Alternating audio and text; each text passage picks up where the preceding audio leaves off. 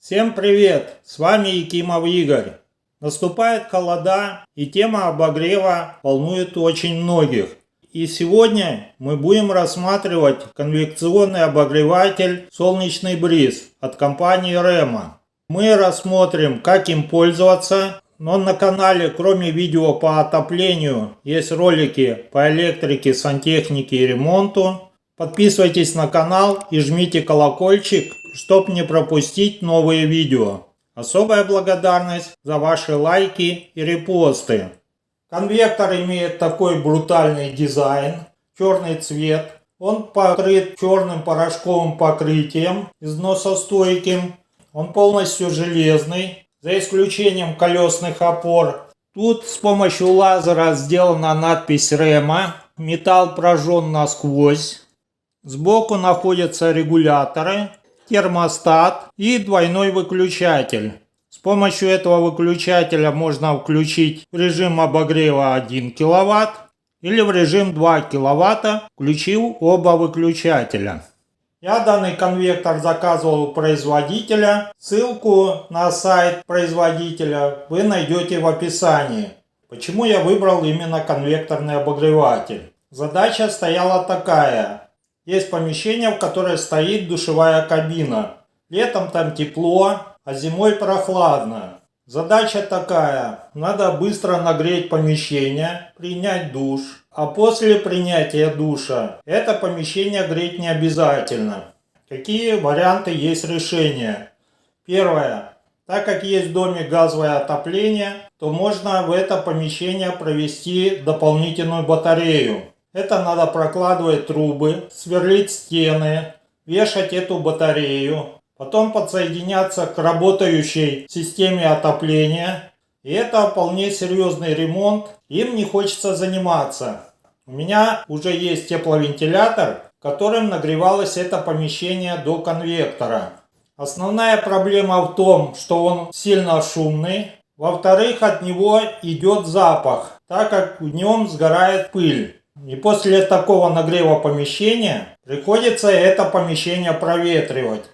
Есть еще вариант. Масляный обогреватель, но от него я отказался, так как он медленно нагревает помещение. Тен внутри масляного обогревателя вначале нагревает масло, потом нагревается корпус, а потом уже обогреватель нагревает помещение. В случае с конвекторным обогревателем помещение нагревается сразу, так как нагревательный элемент сразу нагревает воздух. И идет конвекция воздуха внутри помещения, и помещение быстро нагревается. Еще у меня иногда спрашивают, какой обогреватель лучше выбрать, черный или белый. КПД у обоих обогревателей одинаково. Это около 100%. Причем 90% обогрева идет на конвекцию и 10% на излучение. Но при этом черный конвектор все же больше отдает тепла излучением. И кому нравится именно греться возле конвектора, то ему лучше купить черный конвектор. А если вам это все равно, то выбирайте, какой конвектор вам больше подходит по дизайну. При эксплуатации данного конвектора надо следить, чтобы обеспечивалась свободная циркуляция воздуха, чтобы не закрывались отверстия как снизу, так и сверху. Не располагайте конвектор рядом с вещами, которые могут деформироваться от нагревания.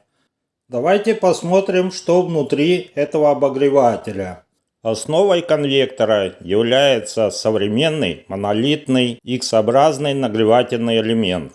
Он имеет наибольшую площадь рассеивания тепла, поэтому сильно не нагревается при работе и поэтому не сжигает пыль, тем самым не создавая неприятный запах и не сушит воздух. К тому же, так как он сильно не нагревается, он не нагревает стенки нагревателя, и поэтому об него не обожгешься. При этом стоит термопредохранитель, который срабатывает при температуре 70 градусов. Если вдруг корпус обогревателя нагреется более 70 градусов, то он сработает и отключит обогреватель. Давайте посмотрим управление прибором. Тут находится термостат, которым мы можем регулировать температуру помещения.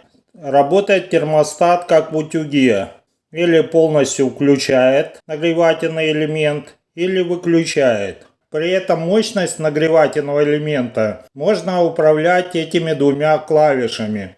Если включаем одну клавишу, то нагревательный элемент будет включаться на 1 киловатт. Если мы включим обе клавиши, то нагревательный элемент будет включаться на 2 киловатта и конвектор будет греть воздух быстрее. Как работает конвектор? Воздух попадает в отверстие внизу конвектора, идет через нагревательный элемент, и тут находятся выходные отверстия, через которые воздух выходит. Фактически конвектор работает так же, как и батарея отопления. Помещение нагревается за счет циркуляции воздуха. Вот такой комплект идет к конвектору. Такие колеса, крепления для колес, винтики, болтики и ключ. И крепление на стену. Вот вы видите колесные опоры в собранном виде. Они устанавливаются сюда. Причем можно устанавливать колеса или шире, или чуть уже. Вот я колеса закрепил. Я выбрал более широкую базу. Если вы хотите закрепить конвектор на стенку, то используйте вот такой вот шаблон. Тут указаны места для сверления. Прикладывайте шаблон к стенке, отмечаете отверстие, высверливаете, забиваете туда дюбели, прикручиваете крепления шурупами и уже на эти крепления при помощи этих отверстий крепите конвектор. К конвектору прилагается такой вот паспорт, он достаточно подробный. Как видите, тут даже есть электрическая схема, из чего конвектор состоит. И на этот конвектор дается гарантия 1 год.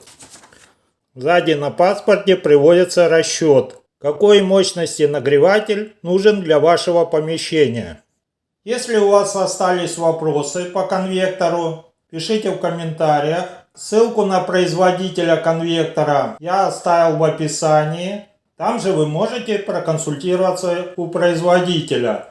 Поделитесь видео с теми, кому данное видео актуально.